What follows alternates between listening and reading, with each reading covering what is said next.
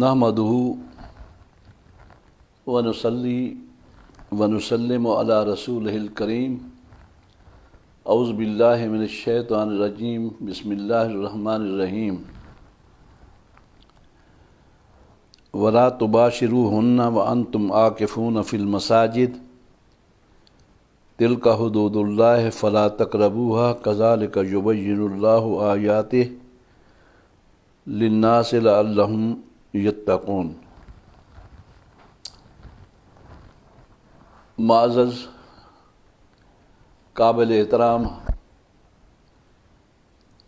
سامعین و ناظرین، چونکہ ماہ مبارک رمضان المبارک کا آخری عشرہ آنے والا ہے اور آخری عشرہ میں بیسوں لوگ، بلکہ بیسوں بھی نہیں ہزاروں لوگ اعتکاف کی عبادت حاصل کرتے ہیں۔ ہم اس اعتکاف کے حوالے سے چند باتیں ذکر کرتے ہیں جو آج کل بعض علماء نے غلط فہمی پیدا کر دی ہے اور لوگوں کے اعتکافات فاسد ہو رہے ہیں۔ اس سلسلے میں ہم نے قرآن پاک کی ایک آیت تلاوت کی ہے، سورہ بقرہ کی ایک حصہ۔ ارشاد ہے اللہ تعالیٰ کا وَلَا تُبَاشِرُوهُنَّ وَأَنْتُمْ عَاكِفُونَ فِي الْمَسَاجِدِ، بیویوں کے ساتھ مباشرت نہ کرو جب کہ تم اعتکاف بیٹھنے والے ہو مساجد کے اندر۔ تلک حدود اللہ فلا تقربوہا، یہ اللہ تعالیٰ کی حدود ہیں، خواتین اور بیویوں کے قریب بھی نہ جاؤ۔ اللہ تعالیٰ اسی طرح لوگوں کے لیے ہدایت جاری کرتا ہے تاکہ وہ متقی بن جائیں۔ اب موجودہ دور کی غلط فہمیاں علماء نے پیدا کی ہیں، وہ دو قسم کی ہیں۔ ایک تو یہ ہے کہ بعض علماء نے یہ فتویٰ جاری کیا اور لوگوں کو بتاتے ہیں کہ اعتکاف کی حالت میں غسل مسنون کے لیے انسان مسجد سے باہر جا کر غسل کر سکتا ہے، اور دوسری غلط فہمی یہ پیدا کی گئی ہے کہ مسجد کے حدود اور احاطہ کے ماوراء مسجد کی فنا مسجد، اس میں جانے سے روزہ اعتکاف فاسد نہیں ہوتا۔ اعتکاف جب فاسد نہیں ہوتا تو فنائے مسجد میں غسل کرنے، کھانے پینے سے بھی روزہ فاسد نہیں ہوگا، اعتکاف فاسد نہیں ہوگا، اعتکاف فاسد نہیں ہوگا۔ یہ دو موجودہ دور کی بڑے پیمانے پر غلطیاں ہیں جن کا ہم ازالہ کریں گے۔ اس لیے سب سے پہلے تو اعتکاف کی تعریف سنیں۔ تمام فقہاء نے اعتکاف کی تعریف یہ کی ہے کہ جنابت سے پاک عاقل مسلم آدمی کا جماعت والی مسجد میں اعتکاف کی نیت سے ٹھہرنے کو اپنے اوپر لازم کر لینا، یہ ہے اعتکاف۔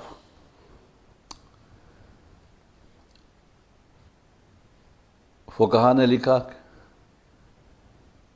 کہ لبس اور ٹھہرنا یہ رکن ہے اعتکاف کا، اور ٹھہرنے کی نیت کرنا اور مسجد کا ہونا یہ شرط ہیں اعتکاف کی، اور اعتکاف منظور اور سنت اعتکاف کے اندر روزہ بھی شرط ہے۔ گویا کہ 3 شرطیں ہو گئیں رمضان شریف کے اعتکاف کے لیے، کہ وہ مسجد میں ہو جو شرعی مسجد ہے، اعتکاف کی نیت ہو اور روزہ بھی ہو۔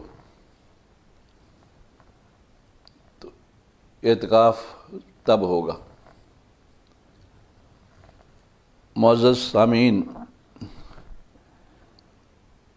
اب اس تعریف سے آپ کو سمجھ آ گئی ہوگی کہ اعتکاف مسجد کی حدود میں ہوتا ہے۔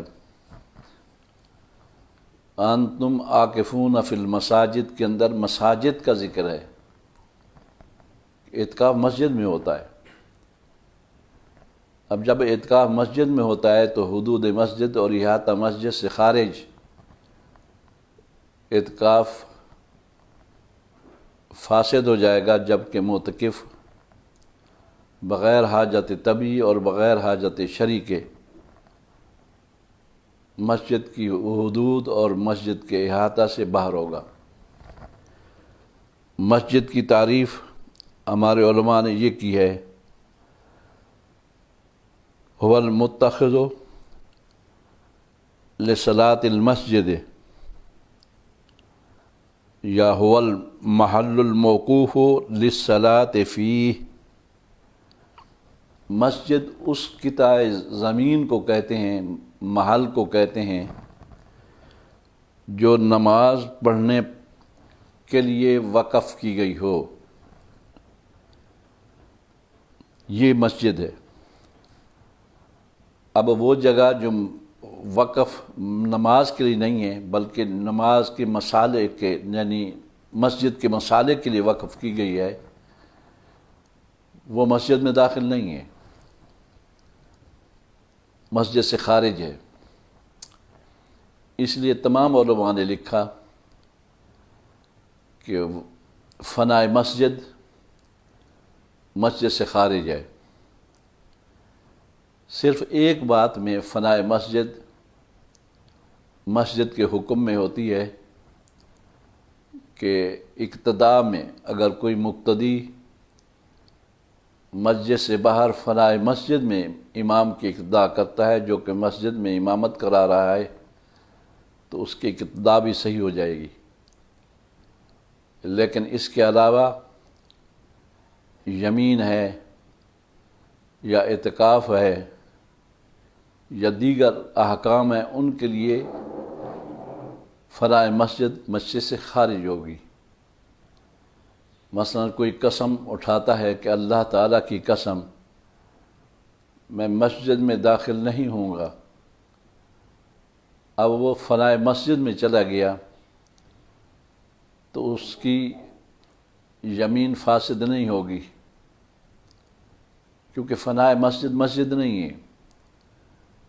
مسجد اس قطع زمین کو کہتے ہیں جس کو مالک نے نماز پڑھنے کے لیے وقف کیا ہو۔ دوسری بات یہ تھی کہ فنائے مسجد کیا ہے۔ فنائے مسجد کی تعریف ہمارے علماء نے یہ کی ہے کہ هو المکان المتصل بہ لا طریق بینہ و بینہ۔ فنائے مسجد اس جگہ کو کہتے ہیں کہ جو مسجد کے ساتھ متصل ہو، اس جگہ کے درمیان اور مسجد کا درمیان راستے کا فاصلہ نہ ہو۔ مسجد کے درمیان اور اس جگہ کے درمیان راستے کا فاصلہ نہ ہو۔ اگر راستے کا فاصلہ ہوگا تو وہ جگہ فنائے مسجد نہیں ہوگی۔ یہ تعریف کی ہے تمام فقہا نے اپنی اپنی کتابوں میں، چھوٹی کتابوں سے لے کر بڑی کتابوں تک۔ ہمارے پاس زیادہ تر رد المحتار شامی ہوتی ہے، اس کے اندر یہ تعریفیں لکھی ہوئی ہیں، اور ہم نے اپنی کتاب رفیق المتقفین میں ان کو درج کیا ہے، جس کے اندر اعتکاف کے بے شمار مسائل ذکر کیے گئے ہیں۔ اور اس کتاب کی تقریض حضرت علامہ مولانا غلام رسول سعیدی رحمہ اللہ تعالی نے بھی کی تھی، حضرت مولانا علامہ مفتی منیب الرحمان صاحب نے بھی اس کی تصدیق کی ہے، حضرت علامہ مولانا عبدالحکیم شرف قادری رحمہ اللہ تعالی اس نے بھی تصدیق کی ہے، اور حضرت علامہ مولانا محمد اسماعیل شیخ الحدیث دارالامجدیہ انہوں نے بھی اس کی تصدیق کی ہے۔ یہ چاروں علماء، ان کی تصدیق ہماری کتاب کے اوپر ثبت ہے، اس لیے یہ مسائل جو ہم بیان کر رہے ہیں یہ سب مصدقہ ہے۔ اب فنائے مصر کی اور تعریف آپ نے سن لی، اور مسجد کی تعریف بھی سن لی۔ اب یہ سنیں کہ مسجد سے نکلنے والا آدمی، اس کا اعتکاف فاسد ہو جائے گا یا فاسد نہیں ہوگا۔ ہمارے علماء نے لکھا، حرم علیہ الخروج الا لحاجت الانسان طبیعتاً کبول وغائط وغسل لو احتلم ولا یمکنہ الاغتسال فی المسجد قضا فی النہر۔ یہ رد المحتار کی عبارت ہے، شامی کی عبارت ہے۔ متکف کے اوپر حرام ہے مسجد سے نکلنا مگر انسانی حاجت کے لیے، وہ طبی حاجت ہو جیسے بول اور غائط، اور طبی حاجت کے لیے ہو جیسے کہ غسل واجب، اگر اس کو مسجد کے اندر احتلام ہو گیا تو، وغسل لو احتلم، اگر اس کو احتلام ہو گیا۔ اور دوسری شرط یہ ولا یمکنہ الاغتسال فی المسجد، اور مسجد کے اندر اس کا غسل کرنا ممکن نہ ہو۔ اب یہ دو شرطیں کہہ دیں یا قیدیں کہہ دیں، یہ قابل غور ہیں۔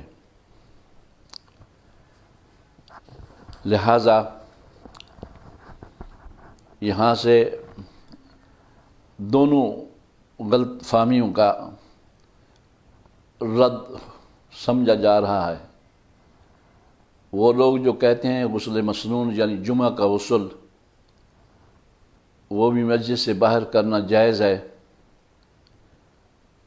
ان کا رد بھی ان قیود سے سمجھا جا رہا ہے۔ اور وہ لوگ جو کہتے ہیں کہ اعتکاف میں بھی فنائے مسجد کا حکم رکھتی ہے، تو ان کا بھی رد اس سے سمجھا جا رہا ہے۔ بڑے تعجب کی بات ہے کہ فنائے مسجد کی تعریف آپ نے سنی، وہ مکان جو مسجد کے ساتھ متصل ہے، وہ جگہ، مکان بھی نہیں، وہ جگہ جو مسجد کے ساتھ متصل ہے، اس کے درمیان اور مسجد کا درمیان راستہ، روڈ، اس قسم کا فاصلہ نہیں ہے۔ اب اس تعریف سے فنائے مسجد کی تعیین ہو جاتی ہے کہ فنائے مسجد کس کو کہیں گے۔ فنائے مسجد تو اب باہر کی باؤنڈری کے اندر جتنا ایریا ہوتا ہے، حتیٰ کہ امام صاحب کا مکان، خطیب کا مکان، باتھ روم اور دیگر ضروریات کے مکان جو مسجد کی باہر کی باؤنڈری کے اندر ہوتے ہیں، سب فنائے مسجد میں داخل ہو جائیں گے، اور حقیقت میں داخل ہیں۔ اب مسجدیں مختلف ہیں، فنائے مسجد کی مقدار پیمانے کے لحاظ سے نہیں بیان کی گئی، فقط اتنا بیان کیا گیا کہ اس کے درمیان، اس جگہ کے درمیان اور مسجد کے درمیان فاصلہ نہ ہو۔ اب وہ جگہ جو فنائے مسجد کہلائے گی اس کا کتنا ایریا ہو، کتنے گز تک ہو، کتنی حد تک ہو، اس کا کوئی بیان نہیں ہے۔ تو یہ ہر مسجد کا الگ الگ ہو سکتا ہے۔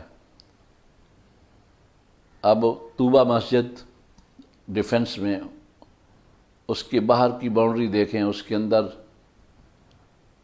سارے مکان ہیں، امام کا مکان، خطیب کا مکان، باتھ روم ہیں، غسل خانے ہیں، بہت بڑا ایریا ہے۔ پھر چلے جائیں آپ مسجد نبوی میں اور حرم پاک کی مسجد جو اصل مساجد ہیں ان میں جائیں تو فنائے مسجد کا ایریا بہت زیادہ ہے۔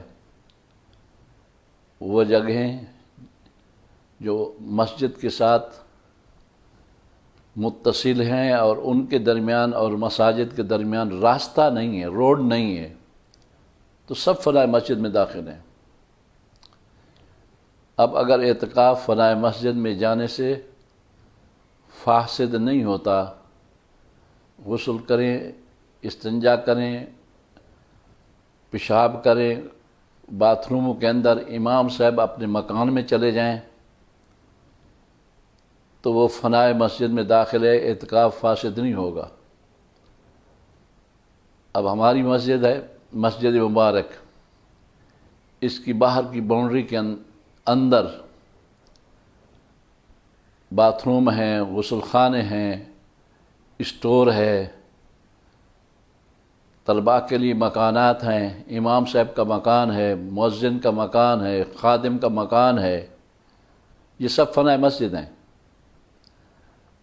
اب اگر ان کو یہ بیان کیا جائے فنائے مسجد میں جانے سے اعتکاف فاسد نہیں ہوگا، تو وہ مزے سے اعتکاف کا ثواب بھی حاصل کریں گے، لوٹیں گے، اور اپنے گھر میں بیوی کے ساتھ گپ شپ بھی لگاتے رہیں گے۔ تو یہ کون سا اعتکاف ہے؟ اس اعتکاف کو اعتکاف کیا کہیں گے؟ اور دوسرے مفتیان حضرات کہتے ہیں کہ جی غسل مسنون کے لیے فنائے مسجد میں جا کر غسل کیا جا سکتا ہے۔ تو یہ بھی عجیب بات ہے کہ غسل مسنون کے لیے مسجد سے خروج اگر جائز ہوتا تو علامہ شامی صاحب بدایہ و نہایہ، بحر الریق، کنز الدقائق اور جتنی کتب فقہ ہیں ان کے اندر، فتاوی رضویہ ان کے اندر، الا لغسل لو احتلم ولا یمکنہ الاغتسال فیہ، یہ قید نہ ہوتی کہ اگر احتلام ہو جائے اور غسل واجب ہو جائے تو اس کے لیے معتکف مسجد سے باہر جا سکتا ہے اور غسل کر سکتا ہے۔ یہ نہیں لکھا کہ جمعے کے لیے غسل مسنون کر سکتا ہے یا برودت حاصل کرنے کے لیے غسل مسنون کر سکتا ہے۔ اب میں آپ کو ایک حدیث سناتا ہوں۔ سیدہ عائشہ صدیقہ رضی اللہ تعالی عنہا ارشاد فرماتی ہیں، کان رسول اللہ صلی اللہ علیہ وسلم اذا اعتکف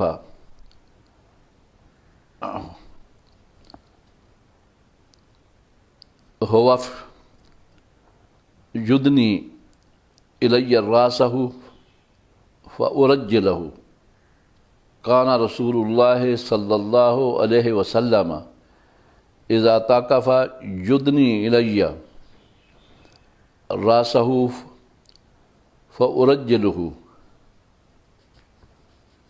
وکان لا يدخل البیت الا لحاجت الانسان، رواہ ستہ۔ علماء کو معلوم ہے کہ سیدہ عائشہ صدیقہ رضی اللہ تعالی عنہ کا جو مکان ہے جس میں سرور دو عالم صلی اللہ علیہ وسلم بھی رہا کرتے تھے، اس کی دیوار اور مسجد نبوی کی دیوار ریاض الجنہ سے ایک ہی دیوار ہے۔ اس ایک ہی دیوار کے اندر جو حجرہ مبارکہ میں تھا، ایک ہی دیوار، اس میں ایک دروازہ تھا۔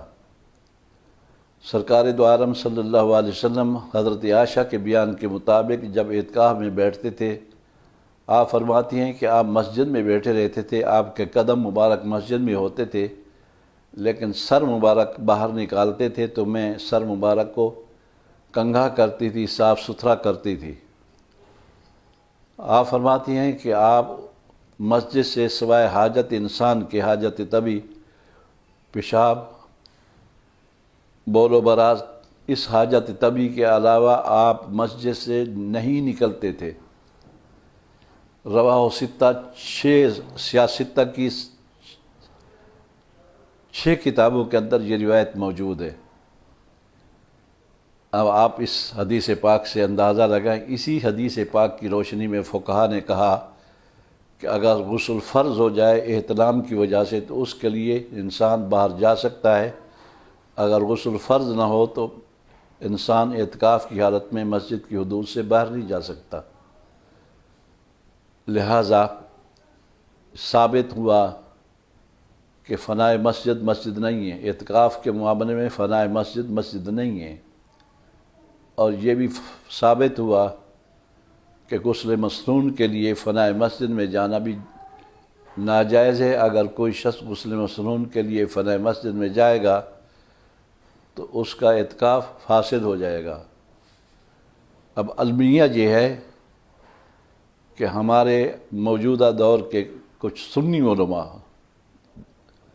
دوسرے کی میں بات نہیں کرتا، دوسروں کے متعلق مجھے علم نہیں ہے، سنی علماء اور بڑے نامور علماء وہ فتویٰ دیتے ہیں کہ غسل مسنون مسجد سے باہر جا کر کرنے میں اعتکاف فاسد نہیں ہوگا، اور ایک دوسرے علماء کا ایک گروپ ہے جو بہت بڑی جماعت ہے، وہ یہ کہتے ہیں کہ فنائے مسجد اعتکاف کے معاملے میں مسجد کا حکم رکھتی ہے۔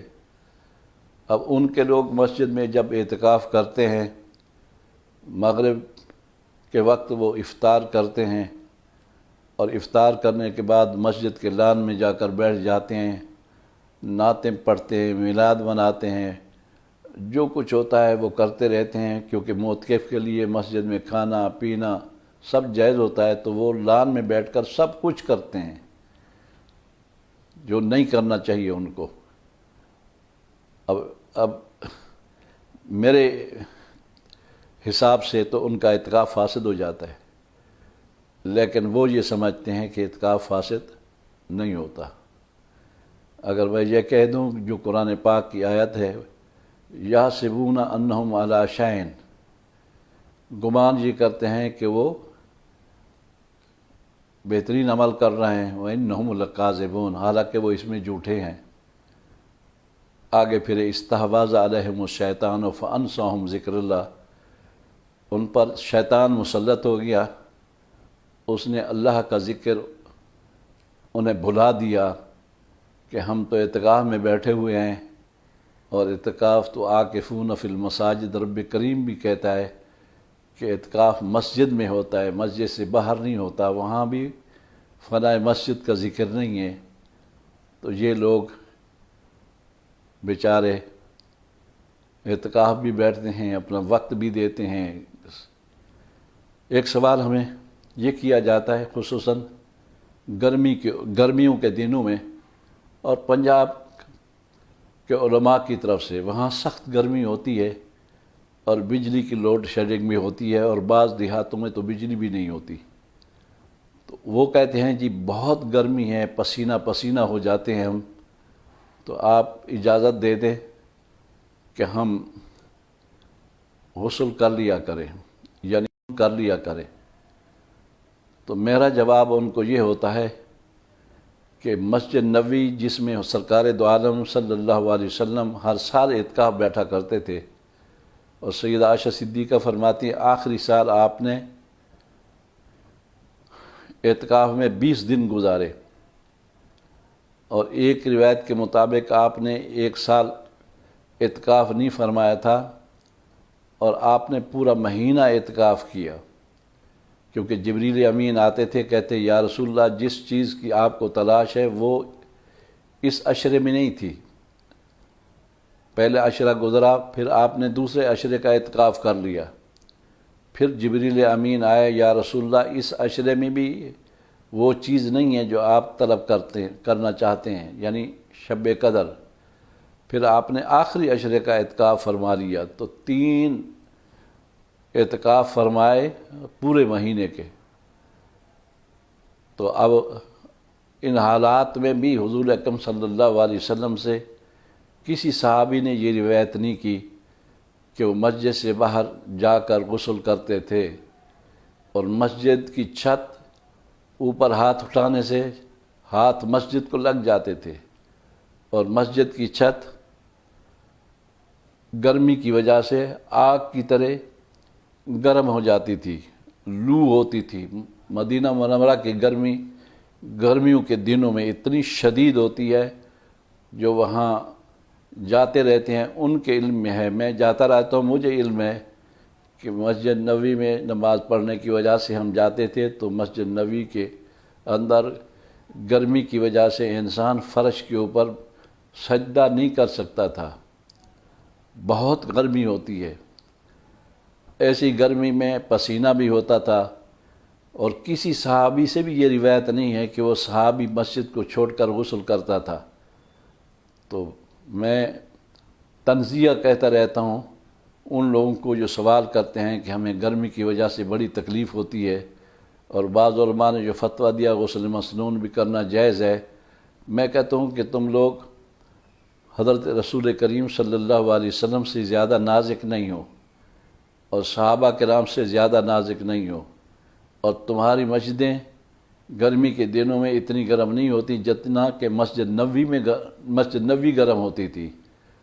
مسجد نبوی کی چھت تو سروں کے قریب ہوتی تھی، اور چھت بھی کھجور کے پتوں سے بنی ہوئی ہوتی تھی، سادہ سی چھت ہوتی تھی۔